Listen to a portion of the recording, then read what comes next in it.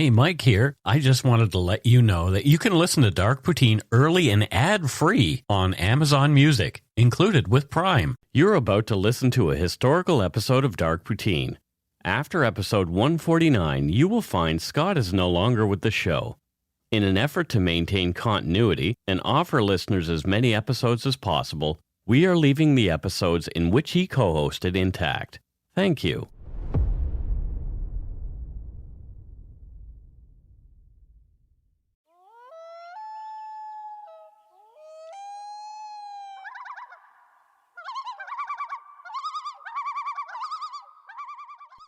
Welcome to Dark Poutine. I'm Mike Brown, creator and host. With me, as usual, is my good friend and co-host Scott Hemingway. Say hello, Scott. Hello to all my friends in the poutine world. Is it a poutine world? It's a poutine world. Is the poutine world a globe or is it flat? Oh, it's a globe. Well, Good. It's actually, Thank goodness. It's more of a, the bottom half is round, the top half is kind of pointy and liquidy and cheesy. So I'm trying to say like it's like a bowl of poutine. Gotcha. The views, information, and opinions expressed during the Dark Poutine podcast are solely those of the producer and do not necessarily represent those of Curious Cast, its affiliate Global News, nor their parent company, Chorus Entertainment. Dark Poutine is not for the faint of heart or squeamish. Listener discretion is strongly advised. We're not experts on the topics we present, nor are we journalists. We're two ordinary Canadians chatting about crime and the dark side of history. Let's get to it.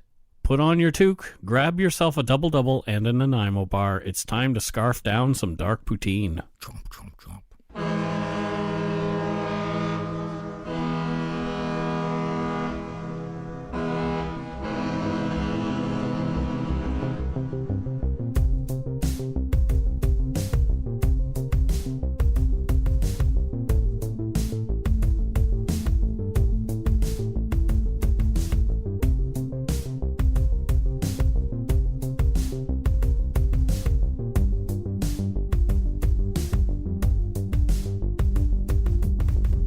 Well, how about them apples?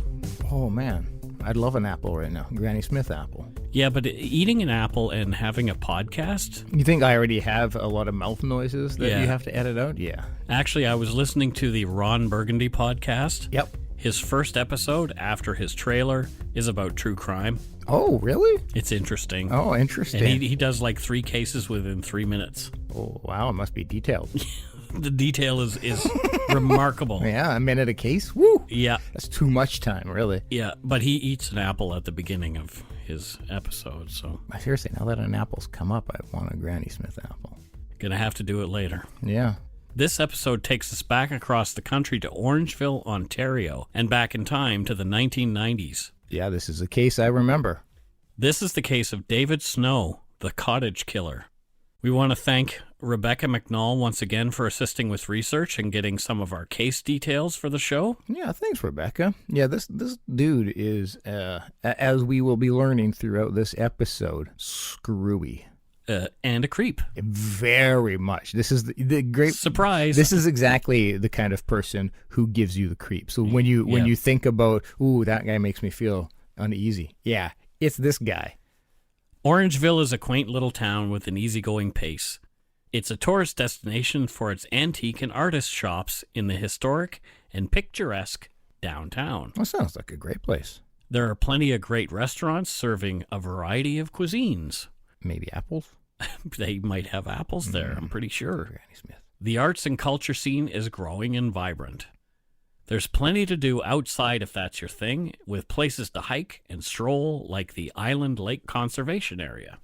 It's a simple getaway from the busy city, as it's just about an hour northwest of Toronto. Yeah, this sounds like a great place, seriously. Yeah, many city folk own lakeside summer homes, large and small, and hobby farms in nearby Caledon. That's where we're focused today. Let's move there, Mike. I wouldn't mind. In the spring of 1992, media was reporting that a number of residents returning to the recreational properties in the area, left vacant for the winter, had found them broken into. This is not uncommon of seasonal homes. It's typical for them to be broken into because they're left alone for such long periods. Yeah. Valuables, including firearms, were missing from these homes, but what was left behind was rather odd. Oh, you don't say. Folks were finding that whoever had broken into their home had also been squatting there for a time. Literally and metaphorically. Police were able to obtain fingerprints at each scene and match them up with each other, pointing to the same serial perpetrator. Porn magazines not belonging to the families were found. But if that's not creepy enough, the house hermit, as people started to call this guy, left other gifts as well. Yeah, the be prepared for the creep. Here it comes. There were 4-liter plastic juice bottles filled with human urine. Great. And there was human feces wrapped in paper, sometimes in a plastic bag. Like, I can't even fathom, like, why somebody, like, never in my life have I thought about, I'm just going to wrap my poop in paper. Well, apparently a lot of these places didn't have their water turned on during the winter because the pipes would freeze. So, well, I don't care. Go outside. But yeah, go outside. Don't poop and pee in bags. And if you do, maybe like at least once a week, go and toss them somewhere. Yeah, I'm just saying. Just leave them in there. It's yeah. kind of aggressive to leave your pee and your poo everywhere. Oh, it's very passive aggressive. But well, I think that's like aggressive. That's active aggression. Yeah. Okay, that's active. But yeah, so like, yeah, it's pretty creepy. This fella already. There were also odd pieces of paper laying about in a lot of these places, containing what appeared to be handwritten lists of World War II era ships, submarines, planes, and other weaponry. Because why not? Why not? Because why not? One couple had come home to their property in March, only to be confronted by a thin, disheveled man who forced them at gunpoint to drive him back to Toronto before he fled from their car. Another couple had friends check on their home, and sure enough, they had an encounter with a man matching the same description. But he ran off in that case and didn't kidnap anybody. Thank God, yeah. Ian Blackburn was a 54-year-old real estate agent, and his wife, Nancy, was a public health nurse in Toronto schools. Nancy was also a regular nursing volunteer at Toronto homeless shelters. That's fantastic. Nestled amid the trees in Caledon, away from the bustle of the busy roadway, this middle-aged couple, the Blackburns, owned a farmhouse on 50 acres of land that they used to get away from Toronto as often as they could. Yeah, get away from the hustle and bustle. From Kate Lyne's book, Crime Scene, quote, "The Blackburns owned an upscale home on a quiet residential street in downtown Toronto, but their Caledon property consisted of a small, unpretentious white clapboard house built over top an original log building with a wraparound porch. It was tucked a short distance from the road amongst a small grove of maple, elm, and pine trees and an adjacent apple orchard." There's your apples. Yes! An unusual octagon-shaped barn built in 1890 was situated a few hundred meters atop a small knoll overlooking the farmhouse. End quote. It sounds very picturesque. You took the words right out of my mouth. Like I could see a life on there. Yeah. And how safe you would feel and how comfortable it would be. And, just the sound of the wind Yeah. rustling through the trees and no traffic sounds and yeah, like no just sirens going by. And it's hard to imagine like a nicer place, a nicer way to live than that. yeah. Right next door, Ian's sister Susan and her husband Orville Osborne had another 50-acre property. Both of these had been willed to the Blackburn siblings by their father when he passed away. Oh, okay. The two couples were not only close family-wise, but they were great friends as well. Well, that's fantastic. 'Cause that's a lot of territory to share with somebody. So, Yeah, like, absolutely. Wow. So 2 50-acre farms right next to each other. I mean, you kind of can't get in each other's way. No. It's just perfect. Oh, my neighbor is like way over there. But to be getting along with them so Yeah. well is like just you would just feel again so safe and so comfortable Yeah. and so just at peace. On April 7, 1992, Ian Blackburn traveled from Toronto to his Caledon farm to check out a problem with the plumbing. It was his first time back at the farm in 3 weeks. Phone records and police interviews would later reveal that Nancy had called around to friends asking about Ian as she was concerned about him when he didn't come home. Phone records also showed a 3-minute call from the farmhouse to the Blackburn home in Toronto around 7:36 that evening. Nancy didn't come to work the next day. Oh, this is concerning. On April 8th, an OPP officer was checking properties in the area after the house hermit break-ins and kidnapping. Mm-hmm. She pulled into the Blackburns' driveway. There she saw Ian's maroon Cadillac parked away from the farmhouse. As the officer drove up, she noted a can of German beer sitting on the front fender on the driver's side of Ian's car. She got out, checked the car's doors, and they were locked. No one seemed to be around the quiet property.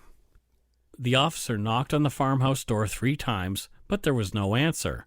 So she got back in her cruiser, noted the incident, and left. It's still pretty, you would imagine in such a small, quaint area, the officer is very familiar with the surroundings and can note when something just seems a bit off. So it's because nothing of what she described going by would have made me been like, let me go and check this out. I think the only thing that would have set me off is that beer can. What's that just doing there? And why is nobody answering the door if the car is there? Yeah, but again, maybe it's massive. It's 50-acre property. Yeah, exactly. Maybe they're, Interesting. On April 10th, Susan and Orville Osborne saw Ian Blackburn's Cadillac still parked in the driveway. It was not where he'd normally parked his car, but they thought really nothing of it. The Osbornes were supposed to be getting together with Ian and Nancy on April 12th for their annual sugaring off party. That's where they enjoyed their own homemade maple syrup. Oh, yum. How Canadian is that? Oh, right? Nancy Blackburn, who suffered from lupus, was not overly comfortable in the cold weather, so April was the earliest in the year she could really make the trek to Caledon. She was always excited about the spring and summer near Orangeville. Oh, I bet. When Nancy and Ian did not show up for the party, the Osbornes went next door to see what they could uncover. Ian's car was still in the driveway, right where it had been parked since April 7th, 5 days ago. No lights were on, so the Osbornes let themselves into the farmhouse with a key they had.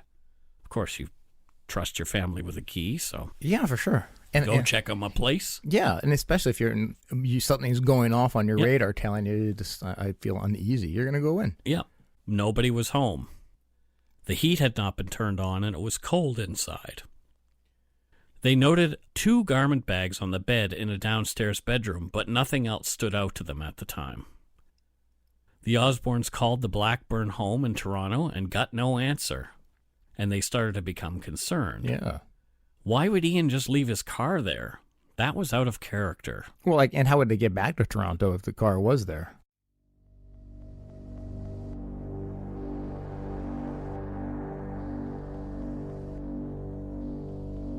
On the morning of Monday, April 13th, Susan Osborne was very worried about her brother and sister-in-law, Ian and Nancy Blackburn. They were still not answering their phone. Orville Osborne called their son, Jamie, who was living in Toronto at the time, and asked him to go and check on his uncle Ian and Aunt Nancy. Jamie went to the Blackburns' house. Nancy's light blue Chevy Celebrity was parked in the driveway. Mail was in the mailbox and newspapers were piled up at the front door, the oldest one dated April 7th, the last day either of the Blackburns had actually been seen. Jamie knocked on the door repeatedly before letting himself in with a key. Jamie called out as he entered the house, but there was no one home. The house was quiet, but one thing stood out as odd. Nancy's purse was standing open on the bed. Jamie left, went home, and called his dad Orville with his findings. Orville Osborne called the OPP to report his in-laws missing. Then he called Jamie back. He asked Jamie about the Blackburn's cat. Jamie hadn't seen the cat, but he hadn't looked for it either. Orville surmised that if the cat was there, the Blackburns would be back soon. Jamie agreed to go back to the house for a more thorough look. Jamie found the cat in the basement. There was no food or water in its bowls, and the kitty was clearly upset and hungry. After feeding and watering the cat, Jamie went back upstairs and noticed a set of car keys. He grabbed the keys belonging to Nancy's car and went out into the driveway. There was a tissue on the front seat with blood stains on it. Jamie decided to check the trunk of the Chevy, walked around to the rear of the car, and opened the trunk. He was struck first by the smell, then the visage of his aunt and uncle, both dead, bruised and battered, and crammed into the trunk. Police were called. Wow, what a horrifying scene to come across, especially being like inside, everything seemed pretty tranquil. Like, you know, aside from a hungry cat, it wasn't like everything was thrown about. And so I wonder what told him to look in the trunk. I guess, you know, just maybe they've got suitcases there or something. Yeah, it's tough to say. Yeah. It's tough to say, but I guess probably finding the paper towel or napkin or whatever it was with blood on it probably made him, you know, I can imagine that being like, oh, okay, that's concerning. Let me just look around the rest of the car. But yeah, anyways, to have to stumble across that and see that, oh my God, that poor guy. From court documents, quote, "Post-mortem examination did not determine a precise time of death, but was consistent with the Blackburns having died on April 7th or 8th. The cause of Mrs. Blackburn's death was strangulation. She had suffered a number of injuries occurring before death, including blunt force injuries. Ligature marks and other injuries suggested that she'd been hog-tied, carried and moved, striking hard objects. Mr. Blackburn himself died of asphyxia. There were signs of manual pressure on his neck. The pathologist could not rule out that a bag might have been placed over Mr. Blackburn's head. There were ligature marks consistent with him having been bound but left sufficiently mobile in order to operate a motor vehicle. Jesus. Blunt force injuries to his face, neck, and under his chin were consistent with having been caused by the muzzle or barrel of a gun." Whew. End quote. Wow. So they were violently assaulted before being killed. Yes. So, dare I say, tortured. It's scary Yeah, for both of them. Yeah, very, very. Police believe that due to Nancy's injuries, she was actually the prime target of the attack, that the perpetrator's attack on her was sexually motivated. Ian's wallet was found with his body and was emptied of cash. Both residences and the cars were processed as crime scenes. It appeared someone had entered the Caledon farm through the rear window of the bedroom in the home using a simple flathead screwdriver to pry the window open. Oh, wow. There was blood smeared in various places throughout the farmhouse. In the dining room, on a trapdoor that led to the basement, and on the stairs that led up to a loft attic. That was a bit like at first when hearing, you know, you got in just using a screwdriver to pry open the window. I'm like, Jesus, that seems easy. But again, small little town. Middle of nowhere. You're not really, it's not something you're thinking about having happen. No. There was no sign of a struggle, and everything appeared to be in its place. The octagonal barn was searched with no evidence of note found. The Toronto home turned up no significant evidence other than money missing from Nancy's wallet. The driver's seat in Nancy's car was found to be back further than someone of her height would have been comfortable driving. The blood on the Kleenex came back as that of a third party. It did not belong to Ian or Nancy. Wow, okay. Yeah. So, I mean, they mentioned earlier that Ian was bound in a way that he possibly could have driven, so that would have made sense. Yeah. Or the bad guy drove. But we'll learn a little bit more about that as we move on. Yes. It was believed that Ian Blackburn had entered the home and was confronted by a man who was squatting there, in all likelihood, the house hermit. Yeah. Ian would have been beaten and held after being forced to call his wife and lure her to the farm. Okay. Ian was murdered, and Nancy was brutally sexually assaulted and then killed. The two were placed into the trunk of Nancy's car and driven back to their Toronto home, where our perpetrator left them, after stealing the cash from Nancy's purse and fleeing. Interesting. Okay. Family members and close friends were quickly ruled out as suspects. Probably the first people they looked at were the next-door neighbors and what their relationship was like. Yeah, I suppose so, but it depends if they would be in the will, but to inherit the house. But for however they were able to do it, they ruled them out quickly. So the OPP called in their FBI-trained profilers early on in the case. Oh. And this is Kate Lyons the crime scene book. Yes. Where she mentions this profile that they worked up. Mm. And here are some points from the profile. Oh, I can't wait. I love these. The unsub was asocial but functional. Check. Obviously uncomfortable around people. Mm-hmm. Chose to interact only when unavoidable or in his best interest. Quiet and reserved. Seen by some as eccentric. Personal hygiene would be average to poor, as would be his dress. Poor self-image. May have minor criminal record. Worked with his hands, but unemployed at the time of the offenses. Did not commute anywhere to work at all. Was likely single, but could have been previously married. If previously married, the perp would have believed his wife inferior physically or mentally. More likely a mother figure than a wife. He took time to plan and go through with his crimes. Determined and capable of taking risk, i.e. moving Blackburns from Caledon to Toronto.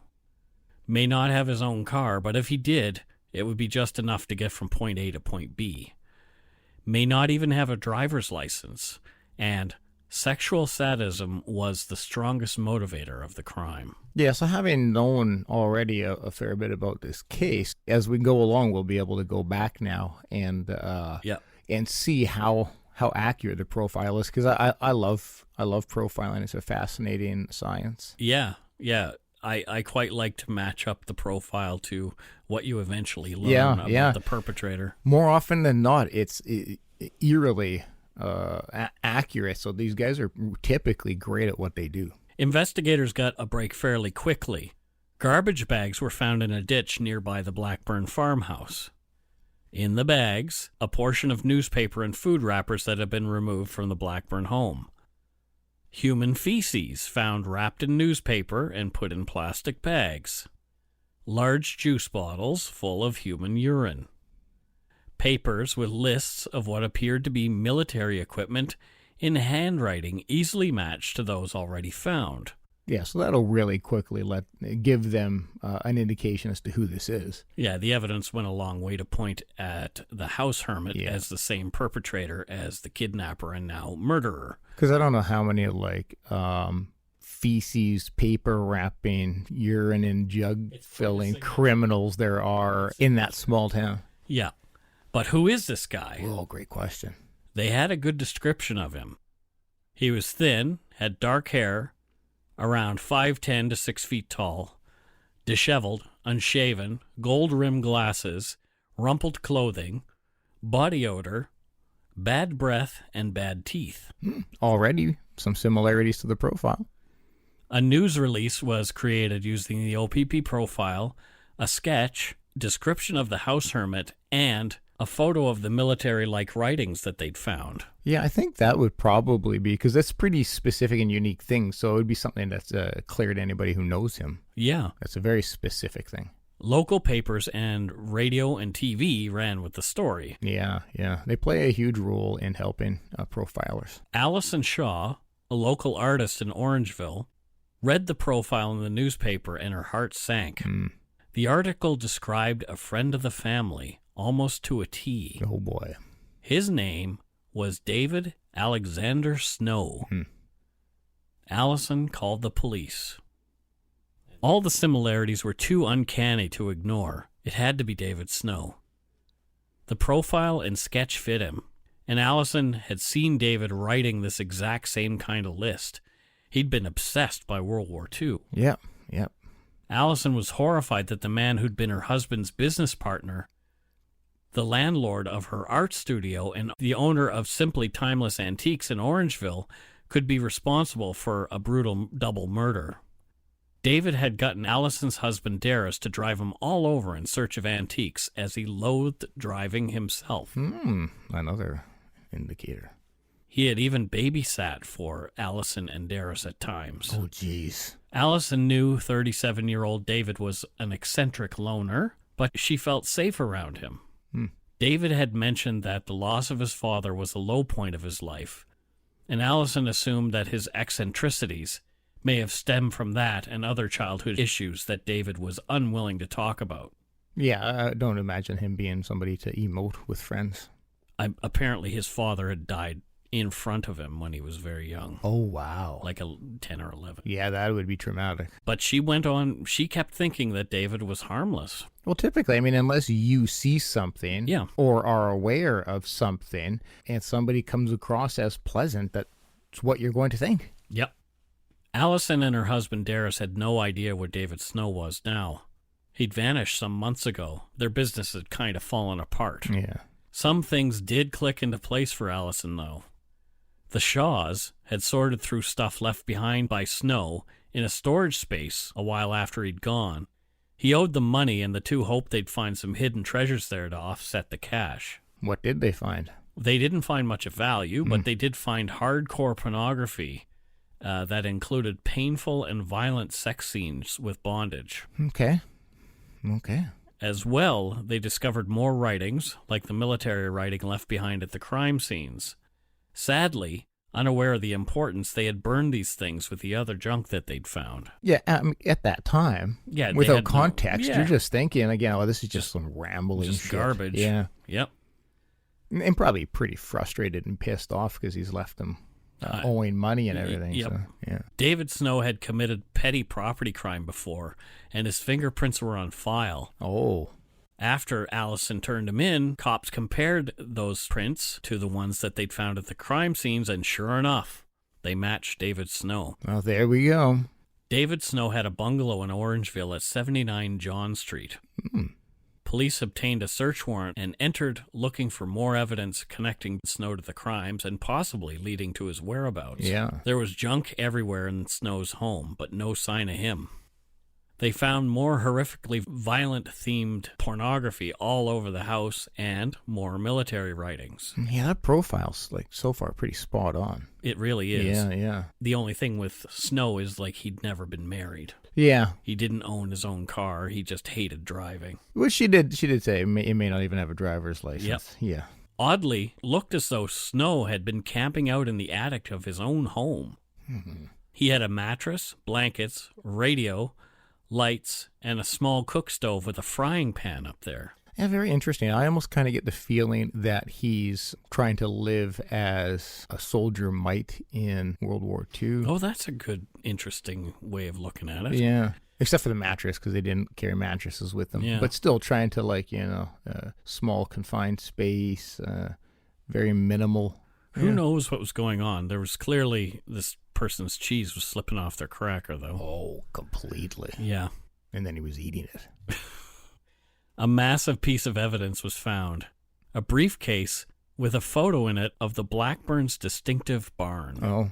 This was a concrete connection between David Snow and the murders. Yeah. So but they're positive he's familiar with the property at that point. So what are you going to do? You need to dig into that to see whether or not that connection is real. So Darris Shaw was interviewed again by police, and they got more confirmation from him. Darris remembered Snow being involved in the reconstruction of old buildings. Oh. He really dug old buildings. Oh, okay. And he was hoping to find antiques and those kind of things in them. Yeah. In July or August of 1990, David Snow and Darris Shaw noticed the distinctive barn on the Blackburn property and met with the Blackburns to discuss the possibility of purchasing the barn for the purpose of moving it. But the deal never materialized. How interesting. So, David Alexander Snow had known the Blackburns prior to their murder. Yep. Yeah, clearly. That's pretty concrete and definitive evidence. Where was he? Don't know. Searches in Caledon, Orangeville, and Toronto turned up no trace of David Alexander Snow. If he'd done this once, he might just do it again, they needed to find him. Yeah. As the days and weeks passed, the people of Orangeville became fearful of what he might do next and who would be his target. Lots of David Snow sightings amounted to nothing. A Canada-wide warrant was issued and the manhunt widened. Well, I guess the challenge already has been established that he's a bit of a hermit. Like, he doesn't like to be around people. It's hard to find somebody who doesn't show their face. Yeah, it's not like he's going to be spotted walking down the street or, going shopping at IGA or something like that. He's like Bigfoot. He's very much like Bigfoot. But I guess because of his BO and bad breath, you'd call him Stinkfoot. Yeah, I think Bigfoot probably has better hygiene than what I've heard this fella had. But yeah, so it would be incredibly hard to try to track down where this dillweed is. OPP even flew to Vancouver, where Snow had many family and friends, to learn as much as they could about him. Mm-hmm. Allison and Dara Shaw had also moved to Vancouver almost immediately after pointing the police in Snow's direction.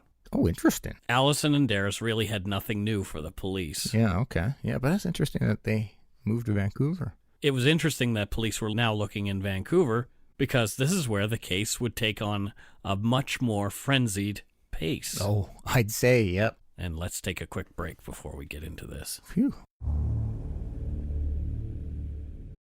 If you're looking for a smoking gun, I can absolutely guarantee you will not find it. In October 2001, a series of letters filled with a deadly powder called anthrax were dropped into the U.S. mail system. What started as an unprecedented case turned into an unsettling mystery. Who sent these deadly letters, and why? From Campside Media and Sony Music Entertainment, I'm Josh Dean, and this is Cover Up Season 4, The Anthrax Threat, available now.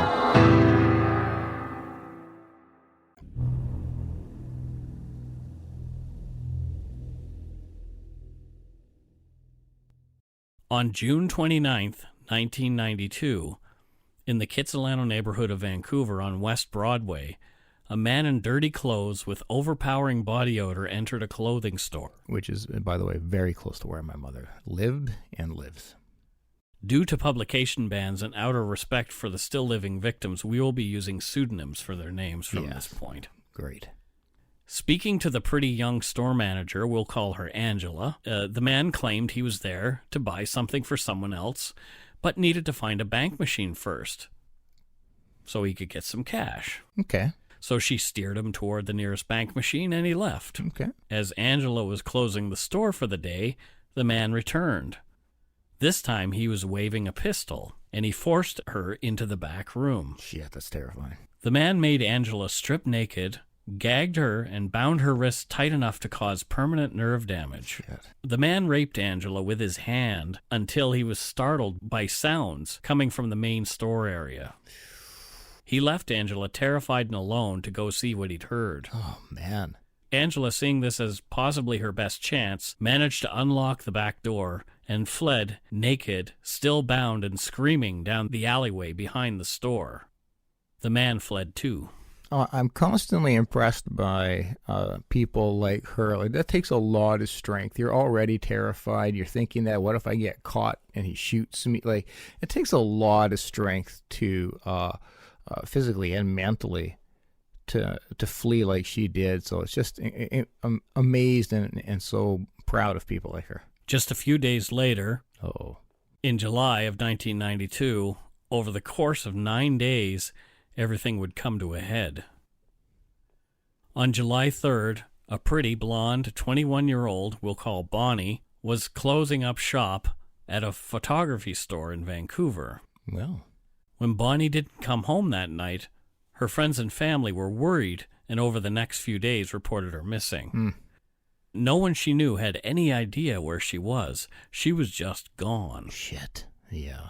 I don't remember if that first assault was well publicized. I'm trying to remember if, because I'm thinking if the that sexual assault at the store. Yeah, because I'm thinking if you were in the know on that, and then your friend goes missing, even more fear would probably set in. Not that it's not already just terrifying. They're two different ends of the city, though, and we know Vancouver stuff happens quite a bit, and over the span of a few days, you may not just jump to it being the same person. Well, if it was we share, like, it's not like West Van has its own news network or something, so we all just watched. So, like, if it was a big story on the news for a day or two, that would still get. But I don't think, for what I can remember, that it was a publicized.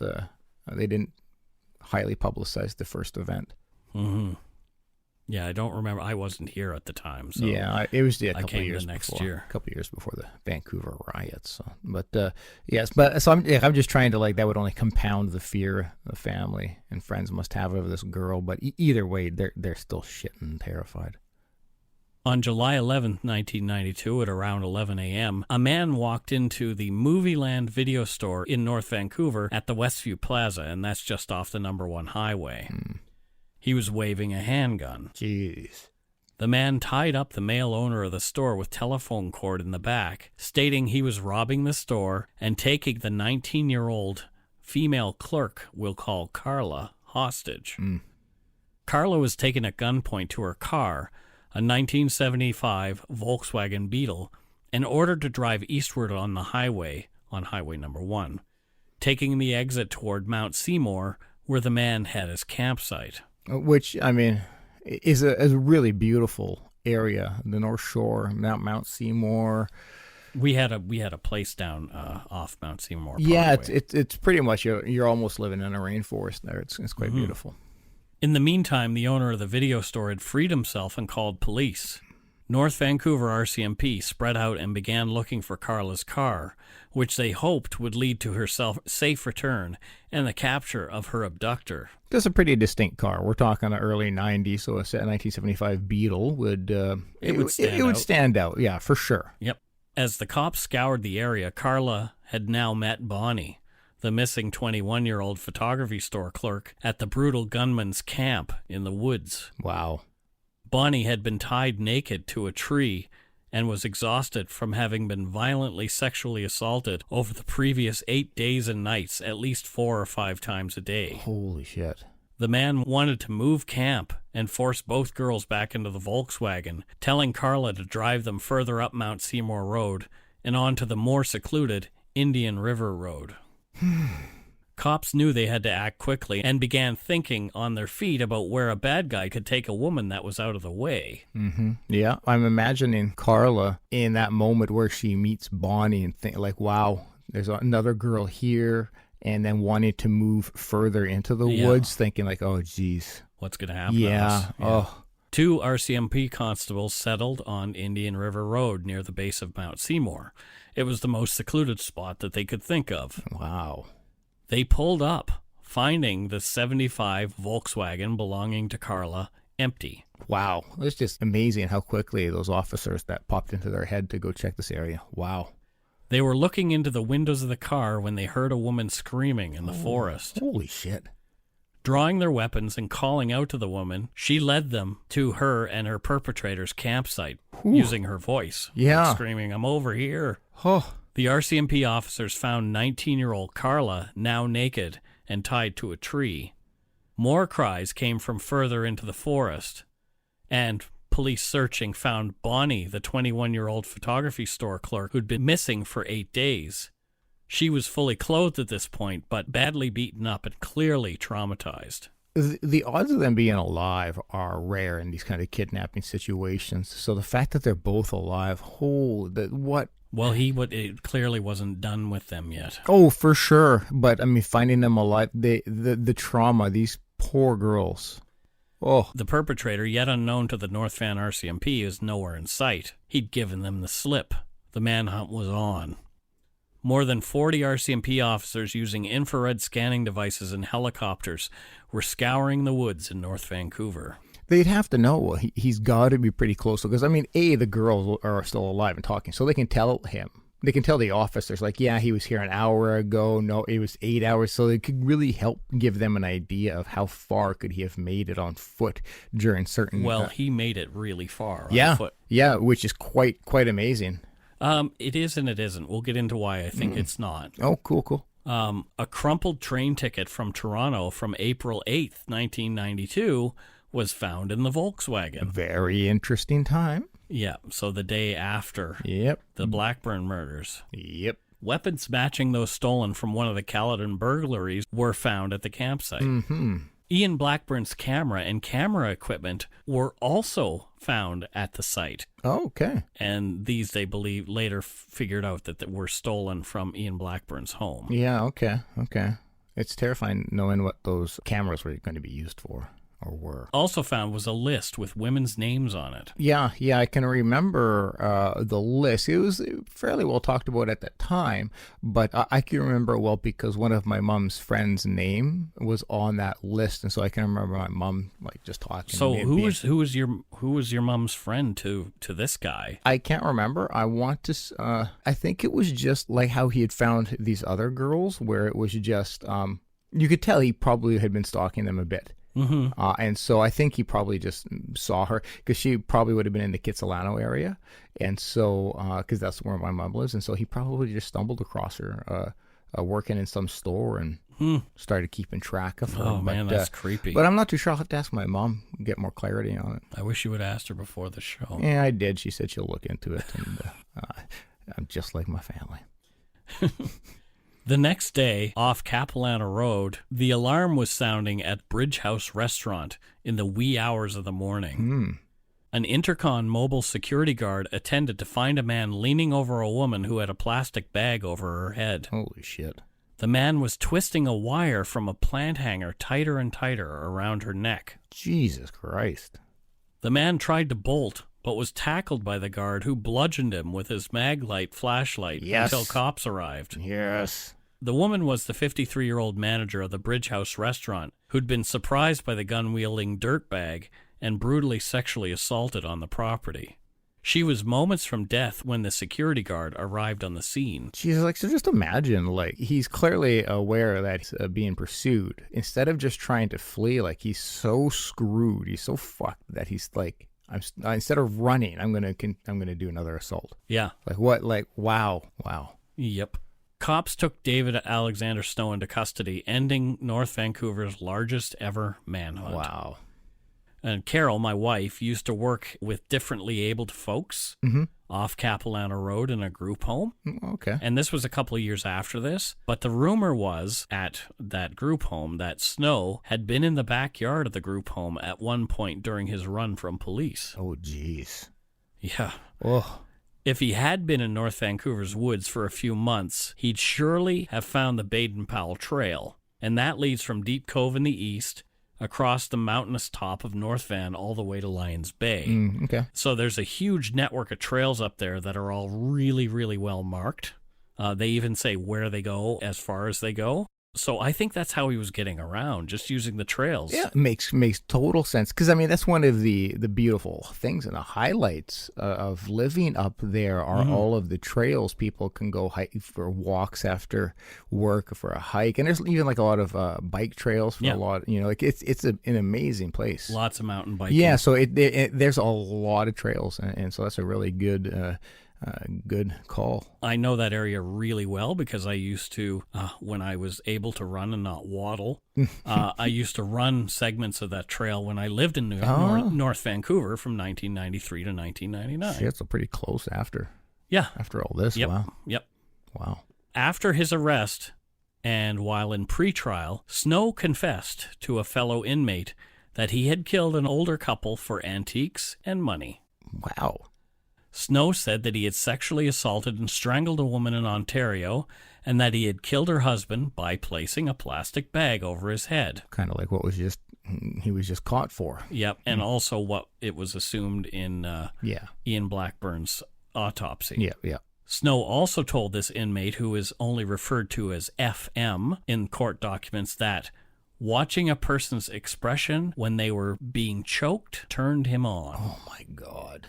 Oh. Although David Alexander Snow was charged with 30 offenses stemming from his sexual assault rampage in the Vancouver area over 2 weeks between June 29th and July 12th, 1992, 15 of those charges were stayed for a variety of reasons. Oh, okay. He would bullshit and say, I didn't do this one, or I sort of did that one. Yeah, but, you know. Interestingly, he was acquitted of the attempted murder charge on the manager of the Bridge restaurant. She also happened to be an Auschwitz survivor as well. Holy shit. So she hadn't been through enough hell in her life. My God. Acquitted even though he'd been tightening a wire around her neck and was caught in the act. Yeah, I'm confused by being acquitted of that. In that case, he was convicted of choking, not attempted murder. He was convicted of robbery and sexual assault in that case as well, though. Yeah, It's odd, but I mean, I guess I can. It's hard to determine intent when choking, I guess, as opposed to like I shot you, but you didn't die. That's pretty clearly attempted. Yeah, but still, that's tragic. He was eventually convicted of 16 charges stemming from his BC crime spree. Good. They were 5 counts of robbery, 2 counts of kidnapping, 5 counts of sexual assault, 2 firearms offenses, and 1 count of choking. I'm curious to see what kind of a sentence comes from all of those heinous things. Sentencing was held over until the next year, when they could have a dangerous offender trial to determine whether or not David Snow would ever get out of jail. On July 23rd, 1993, David Alexander Snow was found to be a dangerous offender under Section 753 of the Criminal Code and sentenced to serve an indeterminate sentence by His Honor Judge Paradis of the Provincial Court. Oh, thank God. In a written statement, Snow claimed he'd been, in every way, a normal human being until a short time ago. Yeah, I'm curious. We probably have different definitions of normal. Yep. Yeah, because I mean, I've never shat in newspapers. No. From a Vancouver Sun article on the case, Dr. Stanley Semrau, court-appointed psychiatrist who dealt with the Abbotsford killer, Terry Driver, and our recent dirtbag, Michael Wayne McGray, he weighed in on David Snow while being cross-examined by Snow's defense counsel, and what he said was pretty amazing. So here it is. Oh, yeah. It would be unheard of for a nice person to commit the acts that Snow did. It would be incredibly remarkable for there not to be traits of personality disorders. There has not been a recorded case of a person with no personality disorder or major mental illness being capable of committing these offenses, Damn. Semrau testified. It would be a psychiatric impossibility, comparable to a man having a baby. Wow. In the absence of a personality disorder, major mental illness, or the onset of a brain tumor, Snow would be unique in the annals of psychiatry. To carry out such a string of offenses, a person must have a serious pathological personality. Damn, that's pretty definitive and damaging. Yeah. And that's his defense that brought that question, or brought that up. So it's, his defense attorney in cross-examination, trying to belittle Semrau. Yeah, I'm sure they weren't intending for him to say. No, they didn't think that they would get served. Yeah, and that's a mic drop. Yeah. It's like, holy shit. Yep. The court agreed with the Crown's description and Semrau's that these offenses were brutal and characterized them as crimes of stark horror. Yeah. And Rebecca McNall left the stark horror in. She said she knew I would like that. Okay. At the time of this dangerous offender proceeding, Snow had yet to be tried for the murder of Ian and Nancy Blackburn.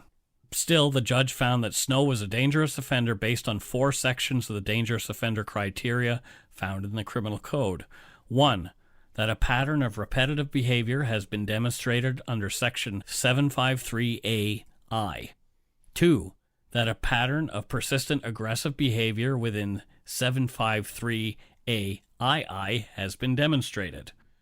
3. That the brutal nature of the behavior placed within the category defined by Section 753A(3), and there was a likelihood of his causing injury, pain, or other evil to other persons through failure in the future to control his sexual impulses within Section 753B. It's a lot of sections. Well, it is. Yeah. But technically, guess who's not getting out of jail anymore? This twat waffle. That guy. Yeah. Of course, the appeals began. Of course, yeah. He cited that the designation was premature as he had not been tried for the murders in Ontario. Wait, he... Yes. This was his appeal? This is why I should not be a dangerous offender, because I haven't been tried for those other things yet. So if I get off from those murders, maybe that proves I'm not a dangerous offender. That's some pretty fucked up logic. It's the Chewbacca defense right there. Chewbacca defense. My God. As Jody Arias' a prosecutor said, if the glove don't fit, you're full of shit. Yeah. Yeah, okay, man. I guess in his in his head that made sense, but not in anyone else's. Yeah, so it was obviously dismissed. Yeah. Snow did not testify in his own murder trial, but his lawyers did call a number of witnesses trying to establish that there were other people in other vehicles that may have been on or around the Blackburn property in April of 1992, and that someone other than Snow had committed the murders of Ian and Nancy. Well, yeah, aside from all those things that link him to it. Yeah, aside from all aside from all of that, the evidence, Yeah. On July 17th, 1997, Snow was found guilty of 2 counts of first-degree murder of Ian and Nancy Blackburn. Thank God. So he's already a dangerous offender, so he's already serving an indeterminate sentence. Well, so add more indetermination to that sentence. Whenever he dies, they'll just keep bringing him back to life. Letting him live more and then die, and multiple deaths, multiple lives. Snow is also suspected in the murder of Caroline Case. Oh. Her skeletal remains were found with the rusted remains of her Mercedes in a ditch in September of 1992 in Caledon. Okay. This was very close to where the Blackburn farmhouse had been. Okay. Ms. Case was a Toronto antiques dealer. Holy shit. And had gone missing 11 months before. Perhaps this was really David Snow's first murder, but he has not admitted it, nor has he been charged with her death. There's just too many things there that are like, yeah, okay, antiques dealer. There's a lot to unpack there. Yeah. Holy crap. I'm going to say it right here. I'm guilty. Well, I don't know. I just mentioned it because it's quite fascinating. Yeah, that's why. Yeah.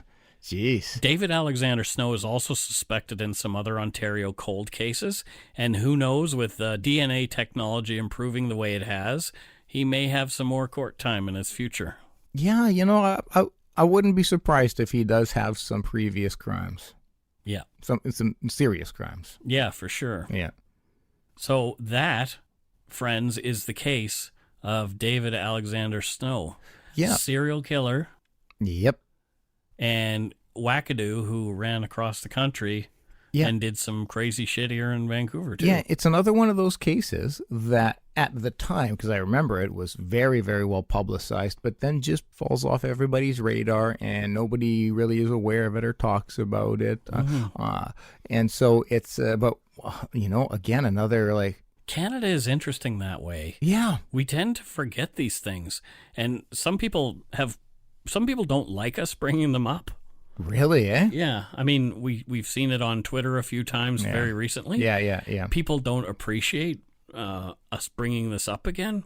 But at the same time, I'm just like, you know what?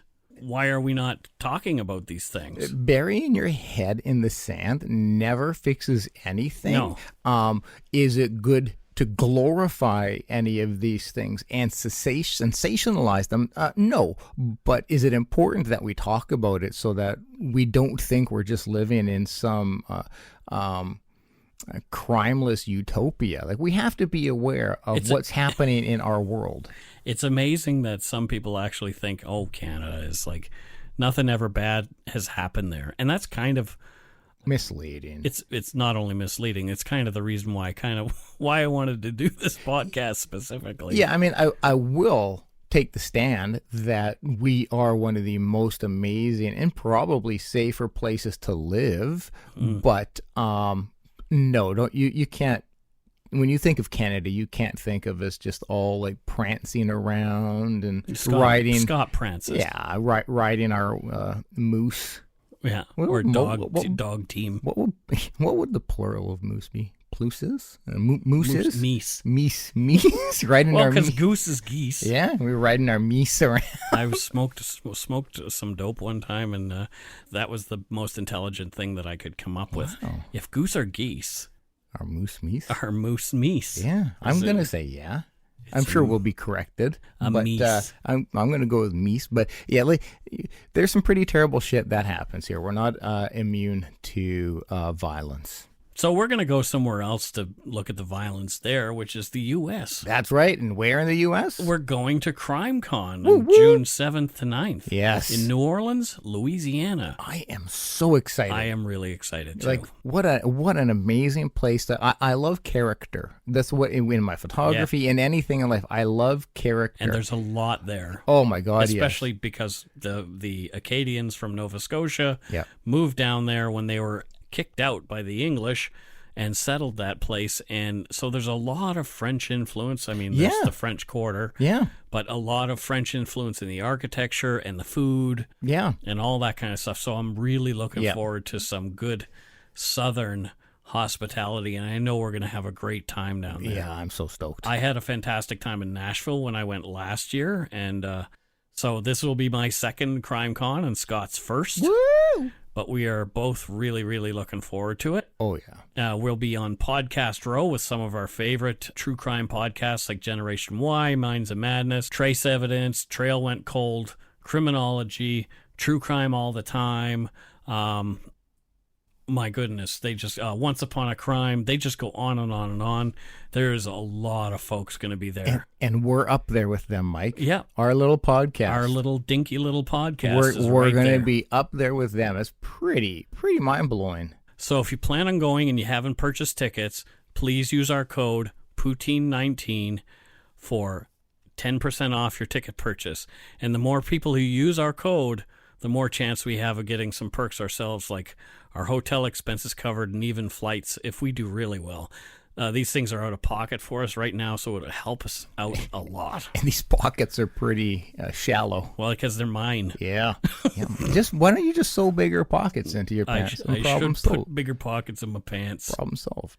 Anyway, check out our show notes on darkpoutine.com for more information, links, and photos of this case and others, as well as our store where you can get swag. Oh, yes. More and more people purchasing the swag as they should. And it's dope shit. And I am talking to a Canadian provider now. Oh, thank God, yeah. Yeah, but this Canadian provider, if it works out, I'm really hoping we could get hockey jerseys and toques. Oh, my God.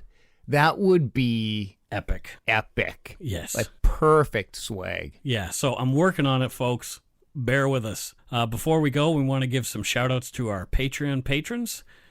This week's good eggs are Christine Harris from Bellevue, Washington, just across the border there. Yeah, another close individual. Hey, Christine.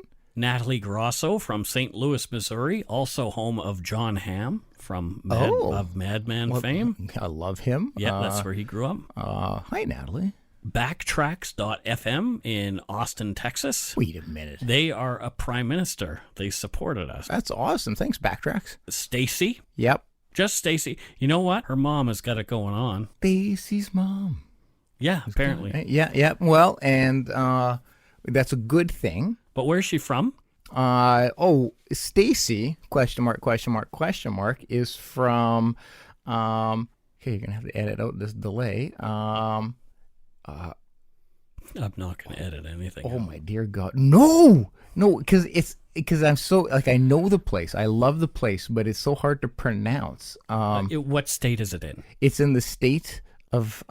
is it in a country or a state? No, it's in a country. What country? The Western countries. The Western countries. Oh, it's Slovenia. And I always get that confused. That's not west, that's east. Well, yeah, you get my east and west confused. That's easy to do. Because if you go far enough, Slovenia. Slovenia. Or was it Slovakia? I don't know. It's some Slovia somewhere. There's it's a slow in there. It's Slavic. Yeah. And she... So Stacy is Slavic? That sounds very English to me. Actually. I know, but, well, it's weird. What are you going to do? Maybe her family immigrated? Is her last name Dracul? No. It's... So she's not from Transylvania? No. And her job, oddly enough, is a butter churner.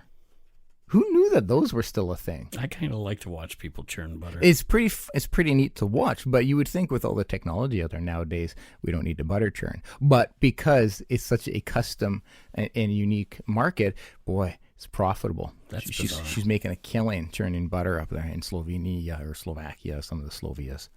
So someone we met at our meetup in Victoria this past weekend, Carrie Martin from Souk BC. That's right. Oh, she was awesome. Carrie. Yeah. She was awesome.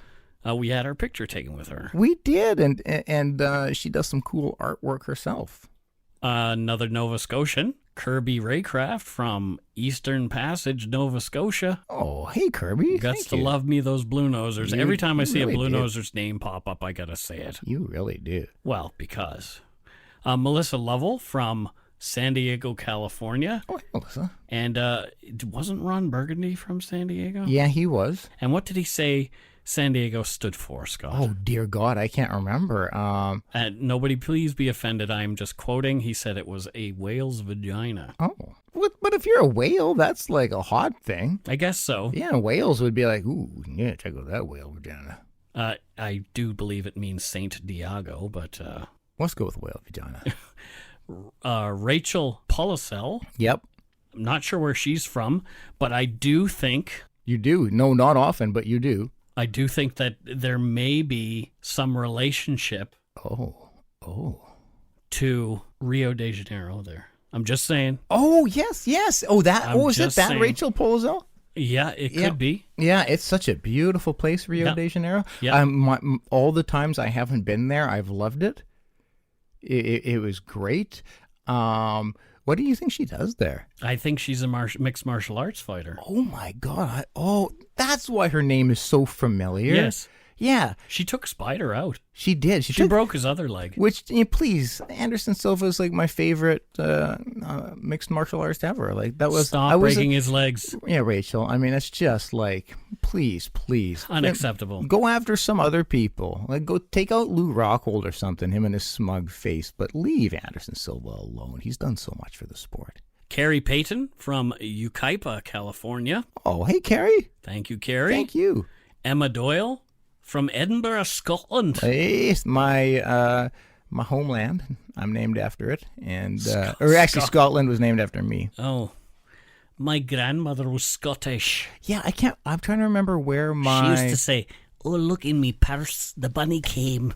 The bunny came in me purse." And she didn't mean that the bunny ejaculated into her purse. Thanks for clarifying. What she meant was that there was a toy in there for us, and so I got a rubber alligator once. Oh, I remember. Oh, that's nice. So the bunny came in my purse. A bunny brought in my wee purse. A bunny brought an alligator, rubber alligator. Yeah. Okay, that's very odd, but okay, yeah. And she used to tell me that when it was thundering, yeah, it was the gods are bowling. No, they get bored. Yeah, I guess so. They get bored. Why not? They're bowling. Why not a little 10 pin up there? There you go. Megan Tyner, she's another prime minister, now from Bruderheim, California. Wow, what a German-sounding Californian Bruderheim, name. California, was ist los? Thank you, Megan. Thanks for being a PM. Chantel Leitner from Kelowna, BC. Hey, Chantel. Somebody else we met at the meetup. Yes. In Victoria. Nicole Post. Yeah, she was sitting from Shawnigan Lake. Yep. One person over from me. Super good people. A good egg. Well, let's just say she visited us. She visited us, and what an awesome person she was. Really good. Mary Wharton. Yep. Wharton Here's a Who. Oh, okay. Yep. Yep. So she's from Whoville. She is from Whoville, yes. I wonder if she knows Cindy Lou. Well, Cindy Lou Who did email me, by the way. I know, I'm aware, but Mary doesn't really want to talk about that. I've had some pretty in-depth conversations with Mary about it. There's some trauma. There's some trauma surrounding all of that. All the Grinch stuff. Well, the Grinch stuff, but her and Mary Lou. Let's just say Cindy Lou. Yeah, Mary Cindy, one of the Lou sisters. Let's just say that had they been friends, there may have been a pretty ugly falling out at one point, and so it really hurts her to talk about. Yeah, when friendships break up like that, it can be pretty rough. And so for Mary, it's she doesn't want to talk about it, but I just did. So I'm sorry if I outed you, Mary. You're such at all. a piece of crap. I know, I'm a dillweed. Tanya McCutcheon from Ferndale, Washington. Hey, Tanya. And also from Washington in Covington, Paige Williams. Oh, hey, Paige. And with Tanya, one of my old bosses who died from mad cow disease. He worked he actually had a home in Ferndale. So.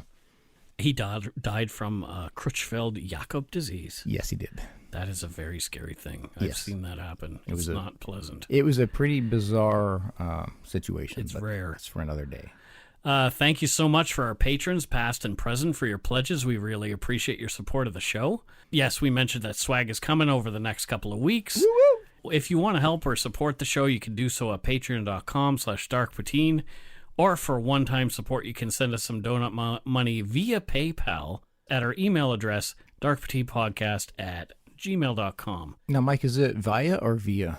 It doesn't matter. This is a very important thing. Via. I'm going to say via. We did get some donut money this week. What? From Jill Perrin. Oh. And Monica Holsinger. Wow. Thank you, Jill and Monica. Super Muchos awesome. Gracias. Thank you very much. All of the graciases.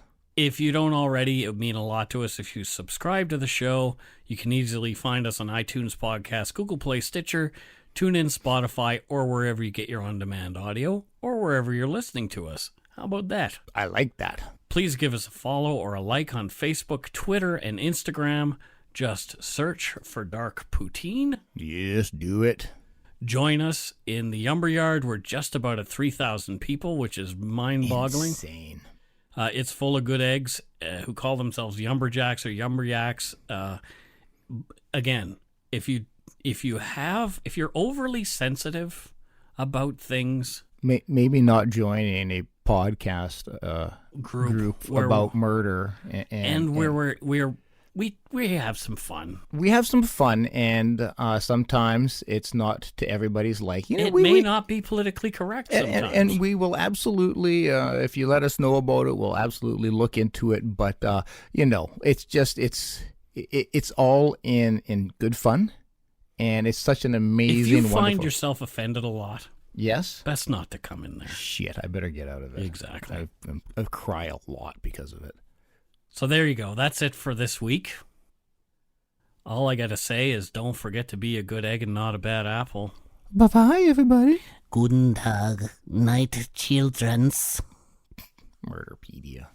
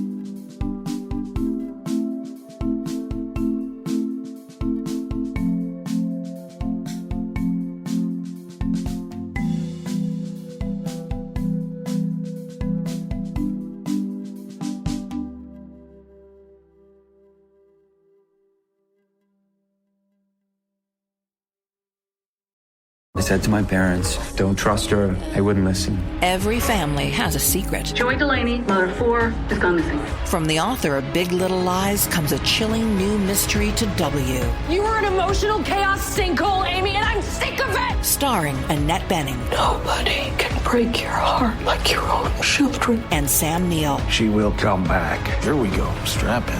Apples Never Fall. All new Thursdays, only on W. Stream on Stack TV.